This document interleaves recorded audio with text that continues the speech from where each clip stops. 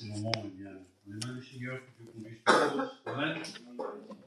Gloire à Dieu. Alors, je demandais à un frère de le faire. Le Seigneur. Seigneur notre Dieu, nous voulons encore te bénir à ton grâce ce matin, Seigneur. C'est vrai que toute la gloire t'appartient, Baroudel. C'est vrai, Seigneur, où tu t'as parce que tu es présent. Et puis ta présence, nous l'aimons, Seigneur, dans nos cœurs et dans nos vies, Seigneur. Merci encore ce matin, Seigneur. Ah, Baroudel, tu bénis encore ton serviteur ce matin. Et ta parole ce matin. Que ta parole touche les cœurs ce matin, Seigneur, ce matin. Et nous bénir ce matin. Et tu diriges toutes choses ce matin. Parce que tu es le roi des rois. Parce que tu es le Seigneur des seigneurs. À toi la gloire et l'honneur. Merci Dieu. Amen. Alléluia. Gloire à Dieu. Merci Seigneur. Vous vous souvenez de ce texte de la parole de Dieu qui nous dit « Les violents s'empareront du royaume des cieux ». Vous connaissez ce texte-là, vous le connaissez tous. Le texte qu'on a toujours écouté. C'est pas le violent, c'est pas celui qui poussera l'autre, c'est pas ça. En réalité, c'est celui qui se fait violence en lui-même. Celui, ce matin, qui veut être béni, eh bien, il faut qu'il se fasse violence à la chair. Il faut qu'il fasse taire la chair et laisser le Saint-Esprit agir. C'est ça, en réalité. C'est de se faire violence. Parce que c'est difficile, le combat entre la chair et l'esprit, c'est quelque chose de difficile. Si ce matin, eh bien, on est venu avec nos sauts d'humeur, avec nos caractères, parce qu'on est mal réveillé, parce que la semaine s'est mal passée, qu'on n'est pas trop bien décidé, on est là parce que si dimanche, il faut être à la réunion, eh bien, à ce moment-là, il y a un combat. Il y a un combat. C'est à ce moment-là qu'il faut se faire violence à soi-même. C'est à ce moment-là qu'il faut dire, Seigneur, ce matin, eh bien, si je suis là, c'est aussi pour être béni de toi, pour être rempli de toi. Alors, eh bien, ce matin, écrasons la chair ce matin. Écrasons la chair ce matin. Et laissons la place au Saint-Esprit dans nos cœurs. Amen. Gloire à Dieu. Alors, je lirai un texte dans la parole de Dieu qui se trouve dans le livre de Deutéronome au chapitre 28. Je vais commenter cette lecture et ensuite on passera à une autre lecture. Voilà ce que la parole de Dieu nous dit. Donc, au Deutéronome 28, chapitre 28 et verset 12. L'Éternel t'ouvrira son bon trésor, le ciel, pour envoyer à ton pays la pluie en son temps et pour bénir tout le travail de tes mains. Tu prêteras à beaucoup de nations et tu n'emprunteras point. L'Éternel fera de toi le premier et non le dernier. Tu seras toujours en haut et tu ne seras jamais en bas, lorsque tu obéiras aux commandements de l'Éternel ton Dieu, que je te prescris aujourd'hui, lorsque tu les observeras et les mettras en pratique. Amen. Merci Seigneur. Une belle promesse, dans le livre de Deutéronome pour Israël, mais je la prends aussi pour nous ce matin, cette promesse. Quand l'Éternel parle, il ouvrira son bon trésor, le ciel, quelle beauté. Ce matin, le Seigneur est capable d'ouvrir le ciel pour nous. Dieu est capable d'ouvrir le ciel pour nous ce matin. Et puis il dit, et non seulement il ouvrira le ciel, mais il n'ouvrira pas le ciel pour rien. Dieu ne fait pas les choses à moitié, Dieu fait les choses entièrement. Si Dieu ce matin ouvre le ciel, eh bien c'est une image de représentation spirituelle, sur l'église ce matin, eh bien, il ne va pas faire qu'ouvrir le ciel, mais il va faire descendre la pluie sur nous, être arrosé de l'Esprit de Dieu. Et puis, vous savez, on dit ce texte que la pluie tombe sur le juste comme sur l'injuste. S'il pleut ici ou en Bretagne, je ne sais pas où, par exemple, on est là, s'il y a un gros nuage, il pleut beaucoup, eh bien, tous vont être mouillés. Tous vont être mouillés. Rien n'est épargné. Ce matin, eh bien, dans la réunion, nous pouvons tous être remplis du Saint-Esprit, tous être bénis du Saint-Esprit. Il faut, comme je le disais, se faire violence, il faut le vouloir. La vie chrétienne, c'est une vie aussi de bénédiction. La vie chrétienne, c'est une vie d'abondance avec le Seigneur. Malgré les épreuves de la vie, malgré les problèmes, les difficultés, mais ce sont des choses qui se rattachent à la chair. Les choses qui viennent du ciel sont bonnes pour nous. Les choses de Dieu ne sont que bonnes pour nous. Il n'y a pas de choses mauvaises en Dieu. En Dieu, on trouve l'amour, le pardon, on trouve la grâce, on trouve la paix, on trouve la joie. Ça, c'est ce que Dieu veut apporter. dans le cœur de chacun ce matin. Mais il y a la chair.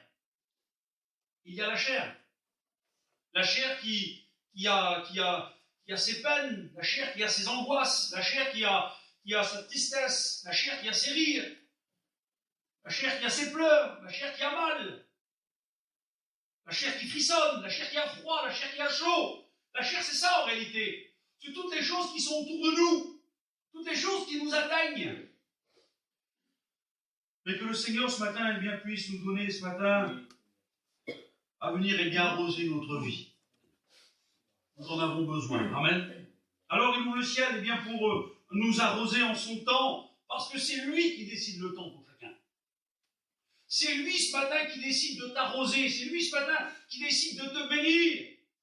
C'est lui qui décide ce matin de te guérir. C'est lui qui décide ce matin de te rétablir. Dieu seul dirige.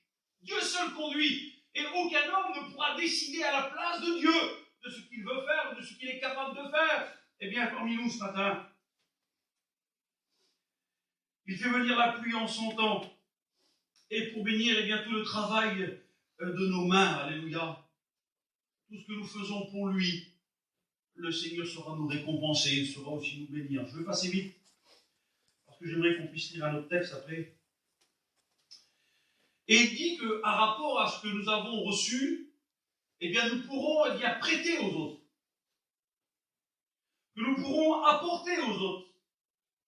Que nous pourrons travailler bien pour l'œuvre du Seigneur, mais aussi pour les autres. Parce qu'un chrétien ou une chrétienne doit porter l'image d'un chrétien, d'un enfant de Dieu, aux autres, à ceux qui ne connaissent pas l'Évangile. Tu prêteras beaucoup, mais tu n'en prêteras point. Ne prenons pas les choses qui sont autour de nous, qui n'avons rien à faire dans notre vie spirituelle. Prenons les choses de Dieu. N'en prêtons pas dans le monde. Donnons par contre pour le monde. Nous avons la force de le faire, nous avons la capacité de le faire. Alors donnons-nous, nous qui sommes chrétiens, qui avons reçu la grâce, eh bien, donnons à ceux qui nous entourent, mais ne leur prenons rien. Ne prenons pas les choses du monde. Laissons-les où elles sont. Les choses du monde sont faites pour le monde et pour la perdition. Nous sommes des chrétiens, eh bien, sauvés par grâce. Nous avons reçu eh bien, les choses de Dieu. Nous avons reçu eh bien, la bénédiction du Seigneur. Nous avons reçu le Saint-Esprit, les promesses de Dieu qui sont pour nous. Alors, eh bien, donnons à ceux qui en ont besoin. L'Éternel fera de toi, eh bien, le premier. L'Éternel fera de toi le premier. Quelle beauté d'être vu comme le premier aux yeux du Seigneur. Bien sûr que je ne suis pas le premier sur mon frère. Je ne suis pas le premier sur ma sœur. Parce que c'est ensemble. C'est le corps de Christ. C'est ensemble. Il n'y a pas de concours entre nous. Il n'y a pas de concours dans l'Église du Seigneur. Il n'y a pas celui qui est plus fort que l'autre. Il n'y a pas celui qui est meilleur que l'autre. Il y a simplement des chrétiens qui ont reçu. Il y a simplement des chrétiens qui savent recevoir. Il y a des chrétiens qui sont sensibles à l'Esprit de Dieu. Et puis il y a ceux qui sont un peu plus fermés. Mais dans l'Église du Seigneur, il n'y a pas de numéro un plus qu'un que les autres. C'est Dieu qui nous rend forts. Et à ses yeux, nous avons tous la même valeur. Alors le Seigneur ne veut pas que nous soyons les derniers ce matin. Mais Dieu veut que nous soyons les premiers pour lui. C'est quoi le premier? Le premier, c'est celui qui gagne une course. Le premier, c'est celui qui arrive en tête. Eh bien, ce matin, nous sommes des gagnants avec le Seigneur. Nous ne sommes pas des perdants. Un chrétien, c'est pas un perdant. Un chrétien, c'est pas quelqu'un qui baisse les bras. Un chrétien, c'est pas quelqu'un qui se fatigue vite. Un chrétien, c'est celui qui compte sur la grâce de Dieu et qui avance. Le chrétien, c'est celui qui va jusqu'au bout. Je cours pour atteindre le but. Je cours pour atteindre le but. Vous n'êtes pas des perdants ce matin, frères et sœurs, mais vous êtes des gagnants en Dieu. Vous n'avez pas le droit de baisser les bras. Un chrétien n'a pas le droit de baisser les bras. Malgré les épreuves de la vie, malgré les choses qui font mal, malgré, vous pouvez mettre compris, il y a plein de choses, malgré peut-être ce que tu passes en ce moment, que moi je ne connais pas, eh bien tu n'as pas le droit de baisser les bras. Souvenez-vous eh bien, de Moïse, qui était sur la montagne. On l'a déjà écouté maintes et maintes fois. Bien, comme Moïse baissait les bras, il n'avait pas le droit de le faire parce que c'était la défaite. Et un chrétien qui baisse ses bras, c'est la défaite assurée. Mais un chrétien qui lève les bras en l'air en signe de victoire, c'est la victoire pour lui. n'a pas le droit de baisser les bras. Et tu n'es pas tout seul. Tu n'es pas simplement le numéro 1 en vis-à-vis de tes frères et tes sœurs, mais c'est ensemble. Nous sommes des vainqueurs. Ensemble, nous pouvons remporter de grandes victoires. Alléluia. Merci Seigneur. Alors, l'Éternel fera de toi la tête, et tu seras toujours en haut et tu ne seras jamais en bas. Quelle beauté d'être toujours en haut, de ne pas être en bas. Le haut, c'est quoi? Le haut, c'est le sommet de la montagne, c'est la bénédiction, c'est être près de Dieu. Le bas, c'est quoi? C'est les profondeurs, c'est l'abîme, c'est la désolation, la déchéance. Être en bas, c'est être, dans le creuset. Le Seigneur nous dit que nous pouvons être toujours en haut. Nous pouvons être toujours en haut. Quelle assurance de savoir que le Seigneur est celui qui nous tient. Parce que c'est lui qui nous fait tenir au bout. C'est lui qui nous prend par la main et qui nous aide à monter. C'est lui qui nous fait gravir. Est-ce que l'homme serait capable, sans Dieu, aujourd'hui, de recevoir tout ce que nous avons eu, ou tout ce que nous avons, ou tout ce que nous recevrons dans les jours à venir? L'homme par lui-même n'est pas capable. Et si nous sommes là et nous tenons ferme jusqu'au bout, c'est parce que Dieu nous aide. C'est parce que Dieu nous tend la main. Parce que l'Esprit nous bénit. Amen. Alors, il dit, tu seras toujours en haut. Tu ne seras jamais en bas. Mais à une condition. Il dit, tu seras toujours en haut. Lorsque tu obéiras au commandement. Ah, ça veut dire que si on obéit, on est toujours en haut. Et ça veut dire que si on désobéit, on peut descendre.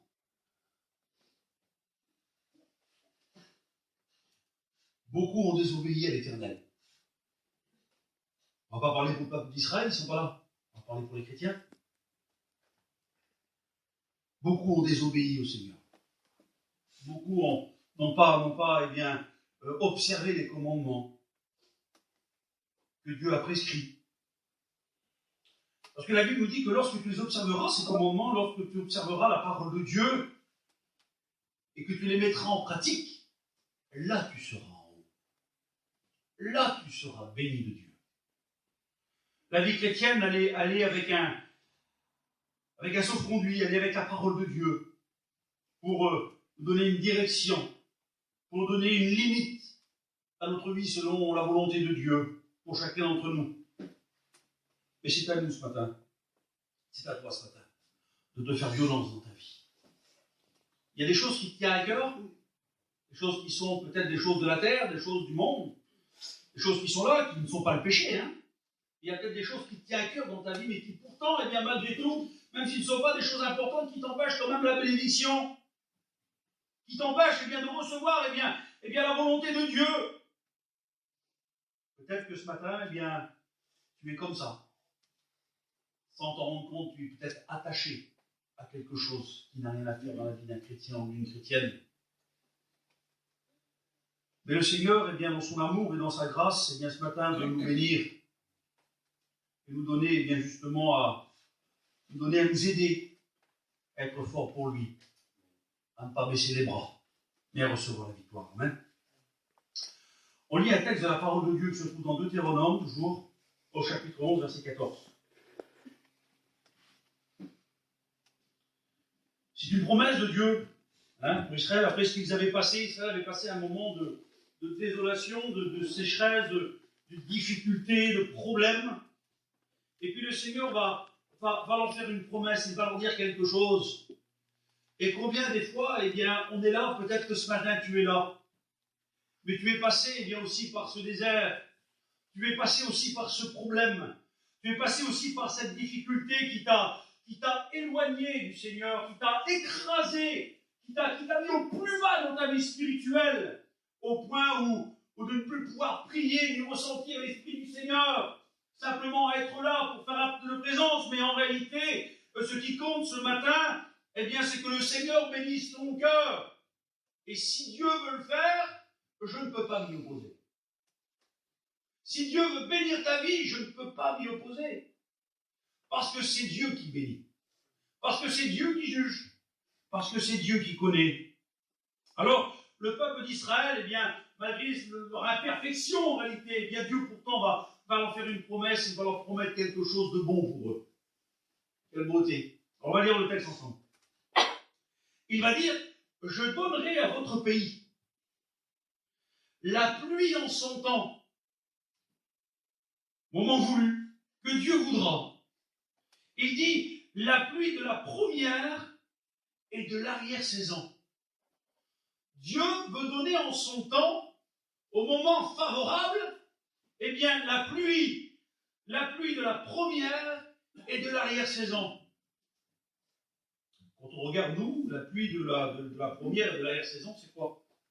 Alors, c'est début du printemps, quand les arbres, fin d'hiver, entre fin d'hiver et début du printemps, quand les arbres bien commencent à reprendre des forces pour que les bourgeons sortent, ils ont besoin de soleil, ils ont besoin aussi de pluie, et aussi au mois de septembre, hein, fin d'été, début automne, pour que aussi, eh bien, les arbres eh bien, puissent continuer, eh bien, non simplement parce qu'ils vont perdre leurs feuilles, mais continuer à avoir de la force. Alors la pluie de la première et de l'arrière-saison. Alors c'est ce que Dieu avait promis, mais cette pluie, elle sert à quelque chose. Alors, ce n'est pas la pluie, eh bien, des hommes. Ce n'est pas la pluie des hommes, parce que la pluie des hommes fait des ravages. La pluie des hommes, eh bien, elle n'est pas terrible en réalité. Mais la promesse que Dieu va faire, il va envoyer cette pluie-là qui vient du ciel. C'est une volonté de Dieu.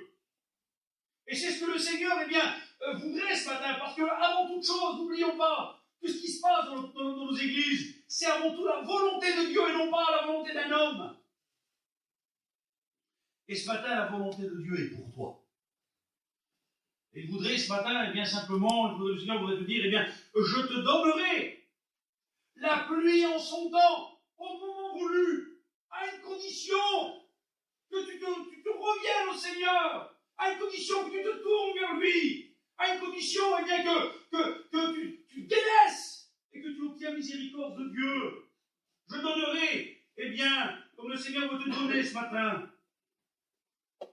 cette pluie qui tombe du ciel, cette pluie abondante de bénédiction, cette pluie de joie, cette pluie de délivrance, cette pluie de guérison. C'est ce que le Seigneur voudrait te donner, mais en son temps. Il y a des fois où vous voudrez tout de suite. Il y a des fois où vous allez recevoir à l'instant.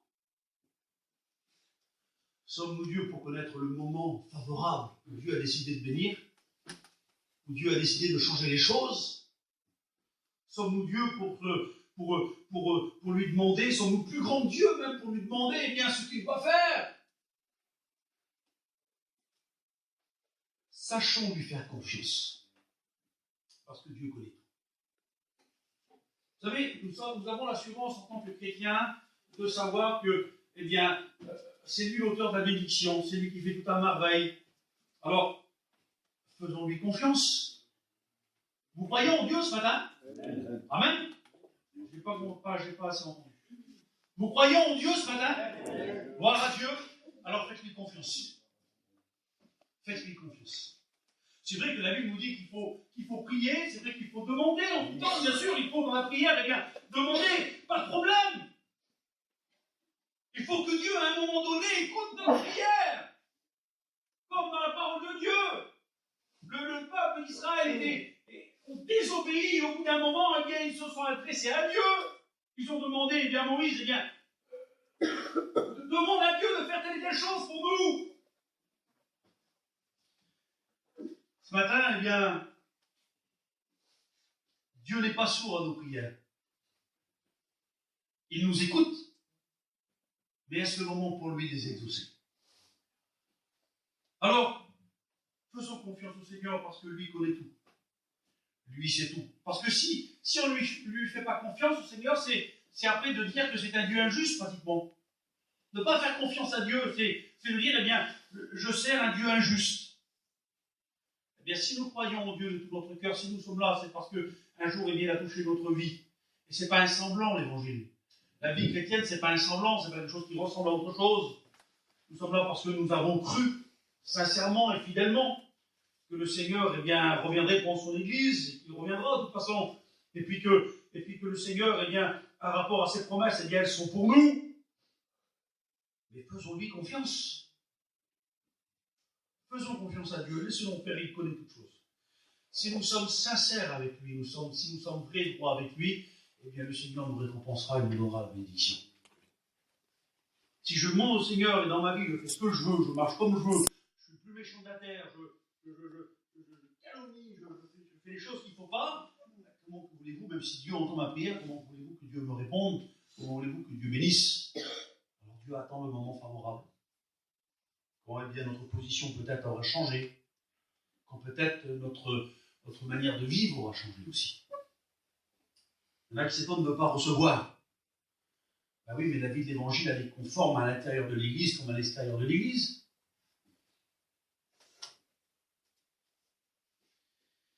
Alors faisons-lui confiance, il bénira ce matin. Alors, on continue, on passe vite. Et il dit, donc je reprends la lecture pour bien la comprendre. Je donnerai à votre pays donc la pluie en son temps, la pluie de la première et de la saison. Et il dit, et tu recueilleras. Tu recueilleras. Il ne met pas là, tu cueilleras. Cueillir, c'est quelque chose de nouveau. Mais il dit, tu recueilleras comme retrouver. C'est pas j'ai trouvé quelque chose, j'ai retrouvé. Retrouver, c'est quoi? Ben, c'est quelque chose qu'on avait perdu. Quand on dit j'ai trouvé quelque chose, j'ai trouvé une guitare, ben, je ne sais pas à qui elle est, je l'ai trouvée. On laisse de le dire. Je l'ai retrouvée. Là, c'est la guitare que j'avais perdue, je l'ai retrouvée. Hein? Ou une pièce, que vous voulez, mais c'est pour donner un exemple. Et il dit là, eh bien, tu recueilleras. Tiens, Israël va pouvoir, eh bien, recueillir, il va pouvoir recevoir. Il ne va pas simplement avoir, il va recevoir quelque chose qu'il a déjà eu dans le passé et qui aujourd'hui va devenir bon pour lui parce que c'est la promesse de Dieu. Des choses peut-être que tu as eues dans le passé et qui sont pour toi dès le moment que Dieu, eh bien le moment où Dieu est favorable pour toi pour te bénir, où Dieu va te dire, eh bien tu recueilleras, tu retrouveras quelque chose que tu as perdu, quelque chose que tu n'as plus. Et il dit, eh bien, tu recueilleras, eh bien, ton blé, ton mou et ton huile. Et puis, je regardais à travers la parole de Dieu quelques textes, eh bien, qui nous concernent. Le blé, c'est quoi? C'est la parole. Le blé, c'est la parole. On le trouve dans Matthieu 13. Alors, je vais prendre quelques petits textes vite fait. Je vais essayer de passer vite. Pour pas trop vous ennuyer, mais aller au bout du message de Dieu. Je le retrouve. Matthieu 13. Je ne vais pas vous lire peut-être tout entier, je vais voir. Matthieu 13. Vous nous avez parlé, eh bien, du semeur et des terrains. Vous dites que j'ai lu. Le même jour, Jésus sortit de la maison et s'assit au bord de la mer. Une grande foule s'étant assemblée auprès de lui, il monta dans une barque et il s'assit. Toute la foule se tenait sur le rivage. Il leur parla en parabole et sur beaucoup de choses. Il dit, un semeur sortit pour semer. Comme il semait, une partie de la semence tomba le long du chemin. Les oiseaux vinrent et le mangèrent. Une autre partie tomba dans les endroits pierreux où elle n'avait pas beaucoup de terre. Et elle leva aussitôt parce qu'elle ne trouva pas un sol profond. Mais quand le soleil parut, elle fut brûlée et sécha, faute de racines. Un autre partie tomba parmi les épines montèrent et l'étouffèrent. Une autre partie tomba dans la bonne terre, elle donna du fruit. Un grain 100, un autre 60, un autre 30. Que celui qui a des oreilles pour entendre, entende. Amen. Le blé, c'est la parole de Dieu. Et il dit, eh bien, quand je t'arroserai de la pluie de la première et de l'arrière-saison, eh bien, tu recueilleras ce blé. Tu retrouveras cette véritable parole que tu avais expérimentée dans ta vie auparavant. Cette parole que tu avais connue. Parce qu'il semblerait qu'avec les temps, on oublie les traits fondamentaux de la parole de Dieu. Ou alors on se permet de l'oublier, de ne pas faire selon sa volonté, de marcher sans elle, marcher sans la parole de Dieu. Et la parole de Dieu est comme le code spirituel, si vous préférez, pour nous donner à avancer, à grandir spirituellement. Ne marchons pas sans sa parole. Marchons avec la parole de Dieu. Ce matin, peut-être que pour toi, tu as besoin de cette parole dans ta vie. Peut-être même que tu l'as oublié, la parole. Peut-être même que tu l'as mis de côté. Peut-être même que tu simplement, la Bible est placée dans le coin de ton placard et puis elle ne sert à rien. Les textes ou les textes, eh bien, ne travaillent même plus ton cœur. Les pensées de Dieu ne travaillent même plus ton cœur parce que tu as oublié la parole de Dieu. Tu l'as mis de côté, mais ce matin, le Seigneur voudrait te dire, eh bien, recueille le blé. Recueille la parole. Reçois ce matin la parole de Dieu. Ne l'oublie pas, cette parole. Et puis, le blé aussi peut nous représenter Jésus. Le blé, eh bien, on le lit dans Jean au chapitre 12, verset 24, où c'est Jésus lui-même qui parle. Et il dit ceci. Je vous lis le texte. Alors, voilà. Évangile de Jean, chapitre 12, voilà, verset 24. La parole de Dieu dit ceci. En vérité, je vous le dis, si le grain de blé qui est tombé en terre ne meurt, il reste seul. Mais s'il meurt, il porte beaucoup de fruits. Jésus va parler aussi de sa mort et de sa résurrection. Il fallait que Jésus passe par la croix. Il fallait que Jésus passe par la croix. Il fallait que Jésus, eh bien, remporte la victoire sur la mort. Il fallait que Jésus, eh bien, passe par la résurrection pour montrer qu'il était réellement. Il fallait que le grain de blé qu'il était meure. Vous savez, un grain de blé, eh bien, vous le prenez. Un grain de blé, vous le mettez dans un peu d'eau. Et le grain de blé s'ouvre. Et le germe commence à sortir. La plante, elle ressort. Eh bien, il faut que aussi dans notre vie, l'extérieur, il faut que l'extérieur, eh bien, soit ôté. Il faut que l'extérieur, en réalité, eh bien, s'ouvre pour laisser la place, eh bien, à l'homme intérieur, à ce que nous avons reçu de Dieu, aux bénédictions du Seigneur. Il faut laisser, eh bien, grandir en nous cette véritable, eh bien, racine de l'évangile que nous avons reçue. Il faut oublier l'homme ancien, mais que l'homme nouveau paraisse en nous, comme des véritables enfants de Dieu qui ont reçu la nouvelle naissance et qui marchent bien dans la droiture de la parole. Beaucoup aujourd'hui ne marchent plus comme cela et se sont éloignés du Seigneur. Beaucoup ne marchent plus selon la parole de Dieu. Beaucoup, eh bien leur vie spirituelle, eh bien, affamée, manque d'eau, manque de terre spirituelle, même manque de communion spirituelle.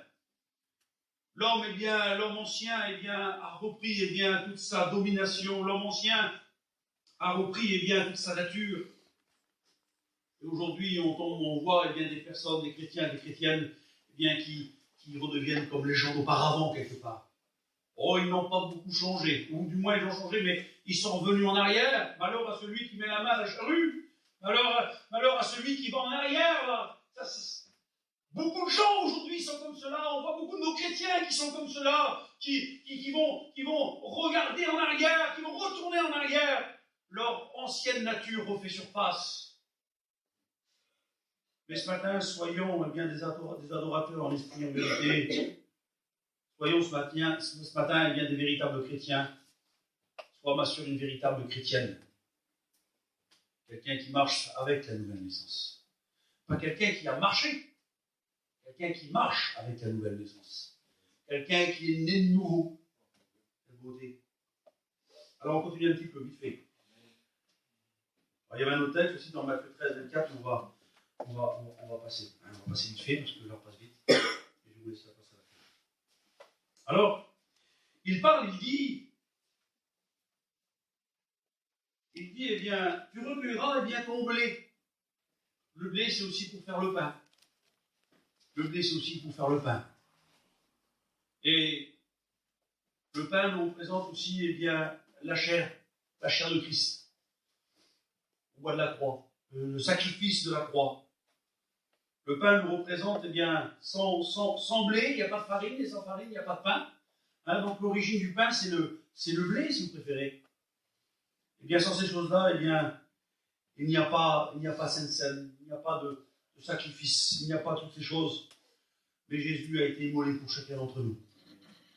Jésus s'est donné pour que nous puissions demeurer avec lui. Pour que nous puissions avancer avec lui.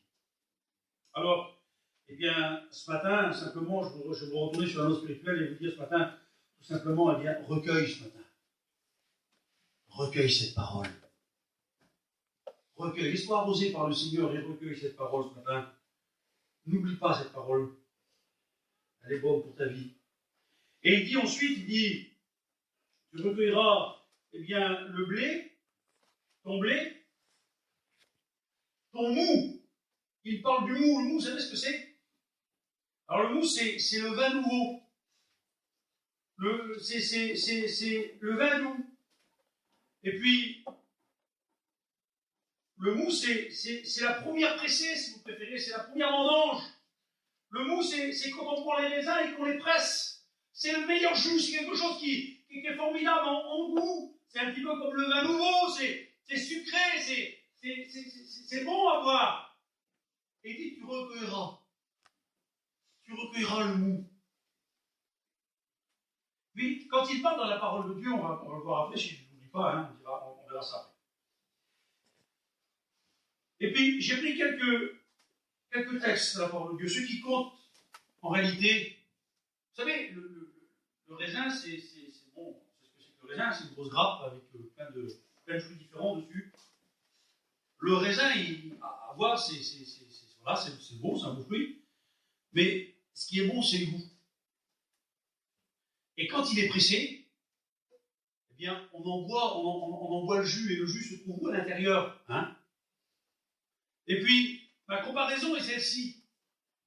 En réalité, ce qui sort de l'homme ou de la femme, ce n'est pas simplement la beauté extérieure, mais ce qui est bon pour notre vie spirituelle, ce qui est bon pour s'adresser à Dieu, ce qui est bon pour se présenter en tant qu'un vrai chrétien, une vraie chrétienne, c'est ce qui sort de nous.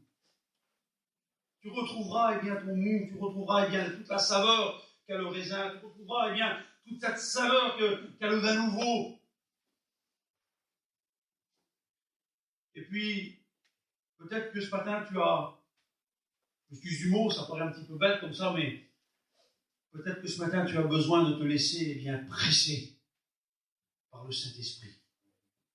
Peut-être que ce matin tu as besoin de te laisser bénir par le Saint-Esprit. Vous savez, quand on est béni du Saint-Esprit, c'est le seul moment où on s'oublie totalement. Quand on est richement béni, fortement béni, où on parle en langue, c'est le moment où on s'oublie totalement. Nous sommes dans la présence de Dieu. Peut-être que ce matin, tu as besoin d'être pressé par le Saint-Esprit afin qu'il puisse en ressortir de toi le bon goût de l'Évangile. Tu recueilleras ton goût de beauté. Peut-être que ce goût, tu n'as plus ce matin, le Seigneur, en sentant convenable pour toi ce matin, le Seigneur voudrait t'arroser pour que tu puisses retrouver. J'ai pris des textes, j'avais marqué des textes de la parole de Dieu. Peut-être en lire quelques-uns, si vous me le permettez. Alors, le premier se trouve dans Romains. Je retrouve on peut en lire un dans Éphésiens, si vous voulez. Éphésiens 3, verset 16. La parole de Dieu nous dit ceci.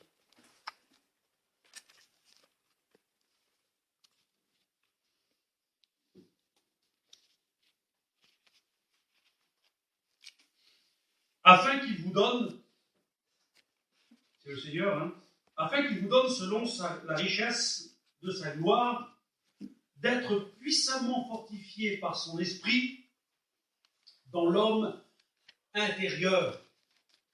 Être fortifié dans l'homme intérieur, ce n'est pas par votre extérieur que vous êtes fort.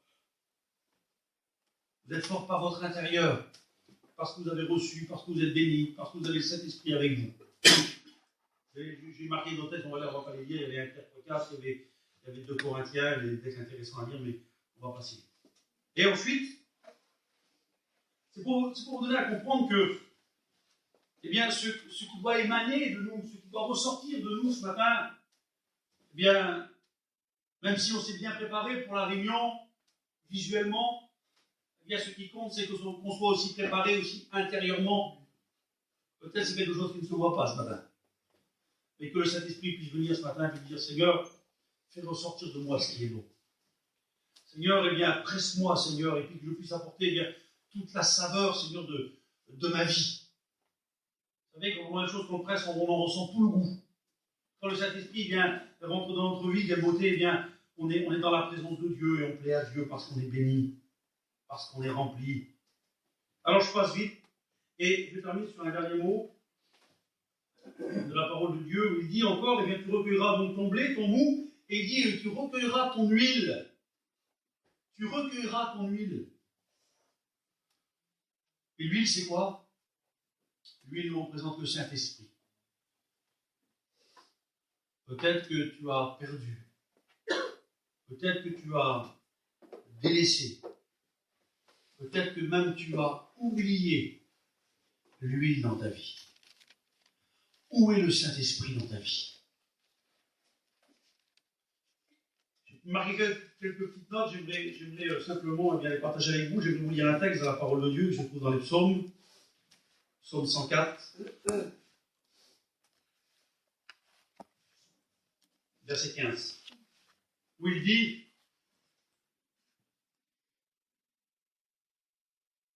le vin qui réjouit le cœur de l'homme et fait plus que l'huile de resplendir son visage. Qu'est-ce que ça fait, l'huile? Ça fait quoi, l'huile? L'huile, quand on s'en applique sur les mains, sur le visage, hein, ceux qui ont ça bronzé, je ne sais pas, moi, je ne peux pas bronzer il y a bien longtemps. Hein. Eh bien, l'huile, ça rend un aspect brillant. L'huile, ça rend un aspect brillant. Et qu'est-ce qu'un chrétien reflète? Un chrétien doit être une lumière. Un chrétien doit éclairer. Un chrétien doit être revêtu du Saint-Esprit. Un chrétien doit refléter la lumière qu'il a reçue. Et sans l'huile, il est impossible de refléter. Hein.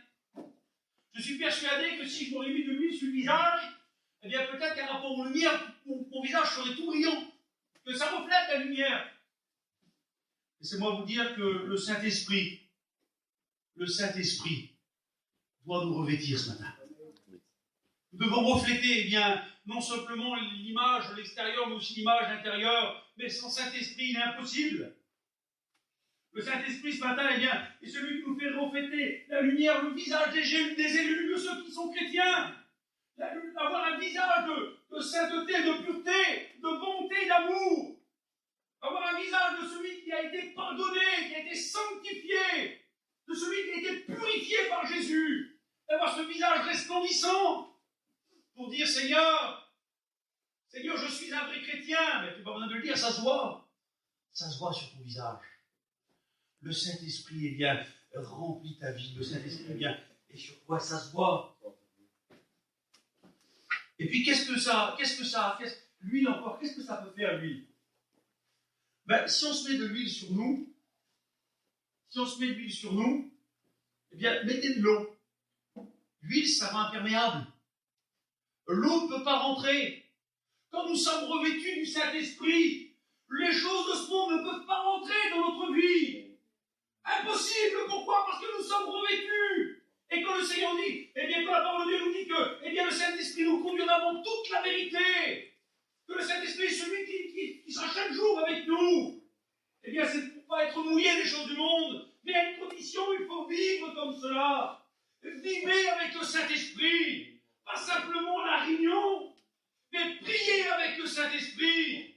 Vous verrez votre prière changer. Vous verrez bien la puissance de Dieu se manifester dans votre cœur. Mais si vous faites ces choses par le Saint-Esprit. Alors ce matin, je veux que le Saint-Esprit ce matin soit bien sur ma vie. Je veux qu'il soit aussi dans mon cœur.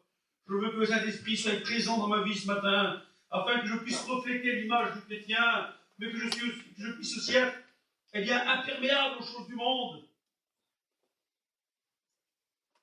Je termine sur un dernier texte, et ensuite on prie le Seigneur.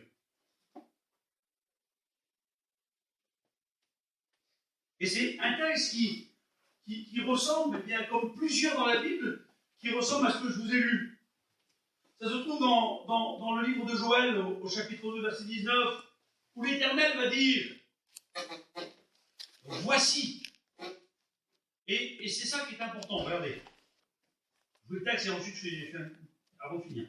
« Voici, je vous enverrai du blé, du mou et de l'huile ». Il y a une différence entre les deux textes. Je ne sais pas si vous avez fait attention. Le premier texte, je vous le lis, je vous le relis, on l'a lu, Deutéronome 11. « Je donnerai à votre pays la pluie en son temps, la pluie de la première de la saison, et tu recueilleras ton mou, ton blé, ton mou et ton huile. » Et là, il dit, l'Éternel dit, « Voici, je vous enverrai du blé, du mou et de l'huile. » Il y a une partie différente dans ces deux textes. Dans le premier, il dit, « Tu recueilleras ton blé, ton mou, ton huile. » C'est ce que tu as. Ou peut-être c'est ce que tu avais et que tu n'as plus aujourd'hui. Si le Seigneur t'arrose, et bien par le Saint-Esprit, si le Seigneur t'arrose par sa pluie ce matin, sa pluie divine ce matin, tu pourras retrouver peut-être ce que tu as perdu. Parce que c'est ton blé, c'est ton mou, c'est ton huile. Et dans Joël, c'est différent. Il dit, l'Éternel dit, voici, je vous enverrai. C'est l'Éternel qui donne, là. Ce n'est pas quelque chose que nous avons, c'est quelque chose qui vient de lui. Et il dit, je vous enverrai du blé, du mou et de l'huile. Eh bien, ce matin, eh bien, peut-être pour celui qui a perdu, tu peux retrouver.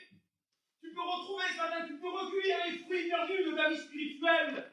Tu peux retrouver, revenir au Seigneur, et partir d'un pas nouveau. Tu peux te tourner vers lui et le laisser te bénir dans ton cœur.